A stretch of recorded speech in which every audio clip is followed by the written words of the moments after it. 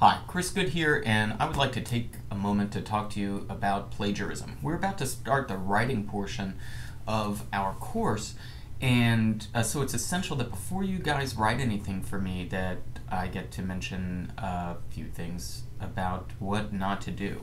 So this is a lecture that's been prepared for the entire psychology department, and it's delivered in all of our sections of 3530. So everybody gets to hear this same lecture. Why? Well, the goals for this course and the CTW course 4800 that follows this one include learning how to understand original sources, as reading original scientific literature, and to write about that literature in your very own words.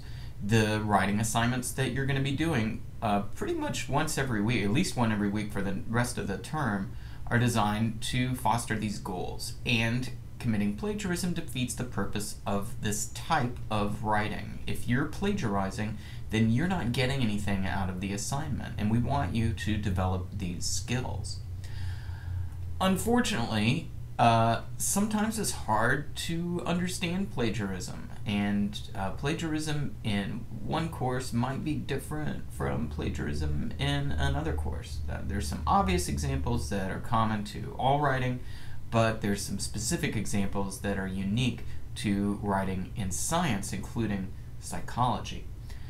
So over the next few slides, I'm going to try to educate you about how to meet the learning goals of the course, how to write the assignments properly, at the same time avoiding plagiarism. If you look in your syllabus, you'll find that we have a departmental definition of plagiarism, and I'll just highlight a couple of the things in it.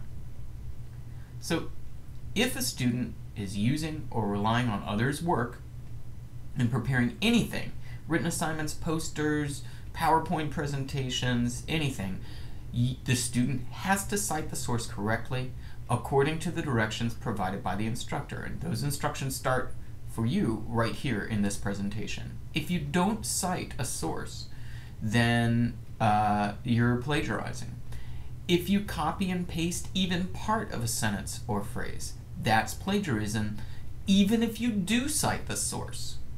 So if you copy something that somebody else wrote, even if you cite the source, it's plagiarism. So paraphrasing a source, that is rearranging the words or expressing it in a different way, in a way that copies the sentence structure or the phrasing of a source, is also plagiarism, even if you cite the source. So, to avoid plagiarism, you're expected to properly paraphrase others' ideas, and I'm going to teach you how to do that here, and in some other exercises we'll do for this course. Of course, you can quote a source and enclose what others have written in quotation marks and cite the source to avoid plagiarism, but we don't really do that in scientific writing. It's very rare, and it's used only when the wording of the original source is critical to an argument that you are making in an original sort of way. We see this so rarely that I don't allow quoting in my class. So you're not allowed to quote, which means that you can't copy the words that somebody else has written. And as we'll see in the coming slides, you can't paraphrase them improperly, that is, rearrange some of the words. As if you're containing the same ideas of a source in the same order, that's improper paraphrasing. So the department definition of plagiarism, so plagiarism in psychology, includes that whether quoting is appropriate in a given instance is at the discretion of the instructor. I'm the instructor, and you can't quote in my class. There's no quoting allowed in any of the writing.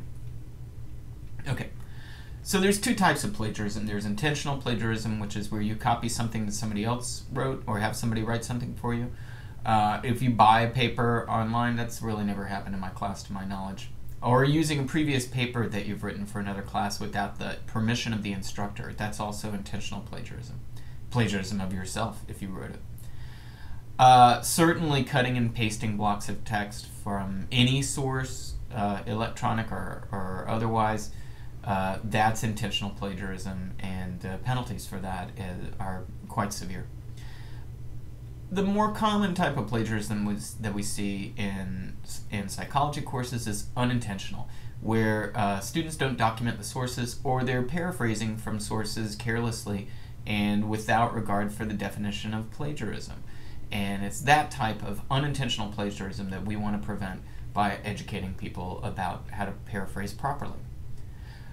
So you've probably plagiarized if you included the words and ideas of others and you in their work that they neglected to cite. You've probably plagiarized if you didn't really understand a source, but you wrote about it anyway, and you were copying ideas from that source. And you probably plagiarized if you just couldn't think of another way to say what the original author said, and so you're just using their explanation. Even if you change some words, that's still plagiarism. All right.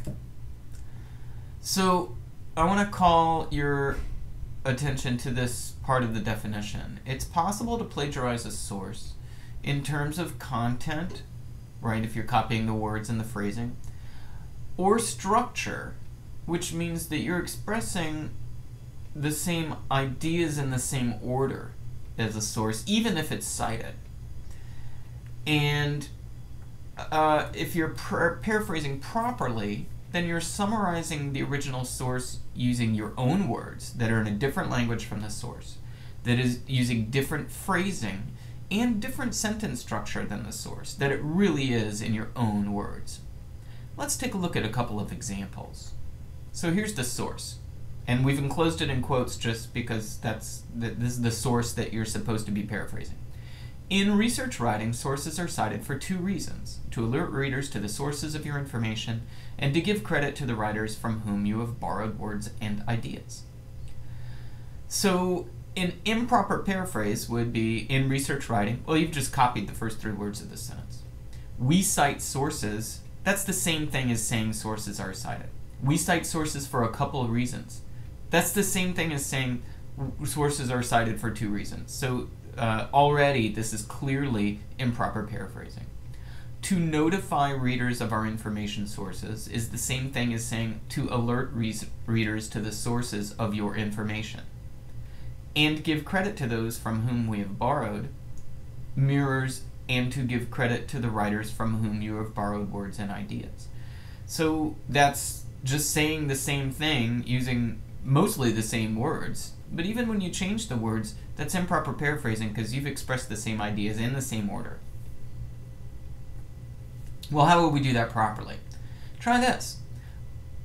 Researchers cite their sources to ensure that audiences know where the information came from and to recognize and credit the original work. That expresses the same sentiment that's in the quote without copying the structure in which it's presented. And note that we've cited the original source of the information. We're not crediting the writing to Hacker's 1995 writing, right? We're crediting the idea, the information, the content, the meaning of what we have paraphrased is attributed to Hacker properly. But we're not copying the sentence structure or any of the words that Hacker used originally. So, paraphrase material has to be followed with in-text documentation and has to be cited on your reference page. Be careful with paraphrasing. You're still plagiarizing, and it's not proper paraphrasing, if you use the author's original sentence structure but just change some words around. To avoid paraphrasing, take notes on the source material in your own words. Don't ever copy and paste, even as a placeholder in your writing.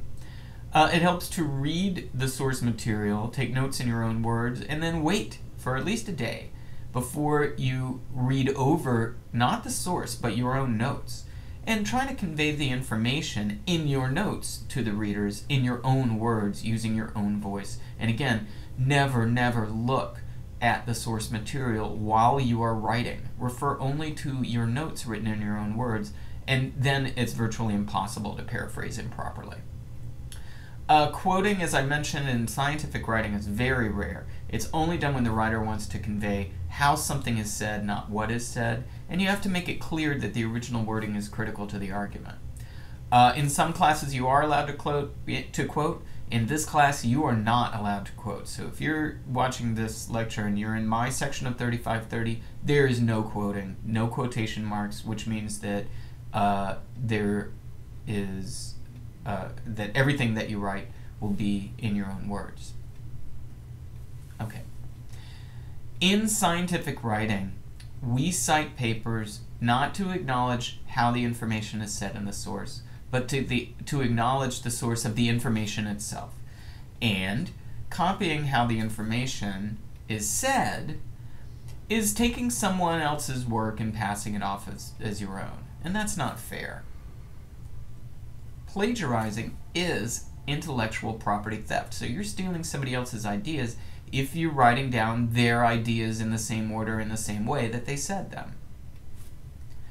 So why do we cite anyway if citing doesn't give you permission to copy what other people say? Well, in science, when you cite a paper, you're directing the reader to the source of evidence that supports an original claim that you are making. So you need to cite anything that's not your own results or theories or ideas. All right, let me give you an example here. This is a sentence that I wrote. Tan-striped male white-throated sparrows exhibit more parental behavior, and then I cited Tuttle 1978, sing less aggressive song, and I'm citing Tuttle 1980, and engage in less territorial behavior than white-striped male sparrows, and citing Tuttle 1979. So I've cited 3 sources here, and Tuttle never said anything that exactly matches what I've written here. In fact, the part of these Tuttle papers that I'm referring to is the results section of those papers. It may be even in a graph or a table where the written words that you're seeing in the example is my interpretation of the data that are presented in these cited papers. Let me say that again. I'm citing these 3 different studies to direct the reader to where the data are that support these 3 phrases that I made up. Tuttle never said these words, tan-striped sparrows engage in less territorial behavior than white-striped male sparrows. Tuttle didn't say those words in that way. Tuttle may have presented a graph or a table, and the numbers support this conclusion that I drew from reading that particular paper, and the same for the other 2 papers.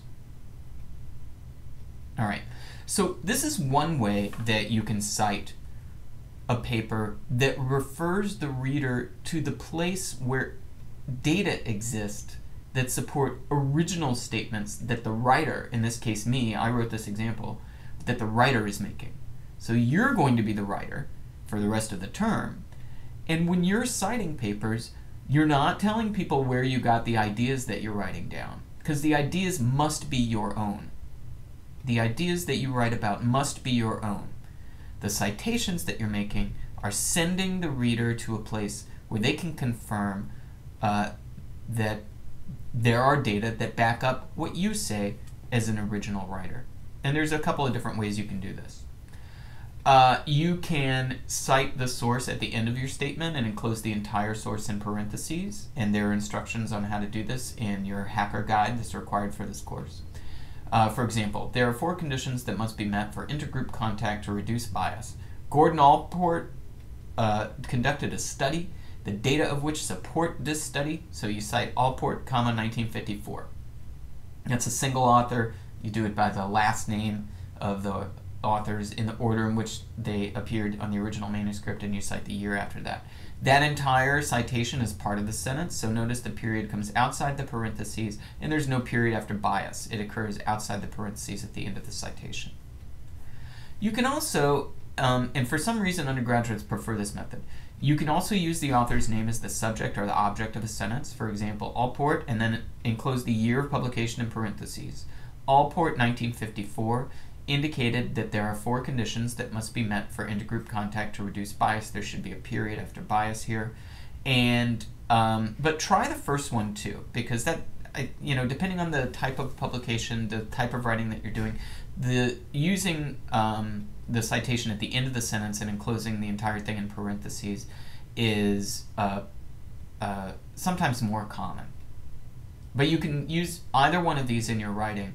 Just make sure that when you're citing the paper, you're not attributing the writing to that cited author. You're attributing the results that support what you just said to the cited author. Okay, so let's summarize. Summarize all information in your own words. Make sure that you're using your own voice. Cite all of the sources of data that support your own original contention. And I'm going to be giving and posting tons of plagiarism handouts for more examples of how to avoid plagiarism, more examples of what plagiarism is, and that's the end of this presentation. I will see you in class.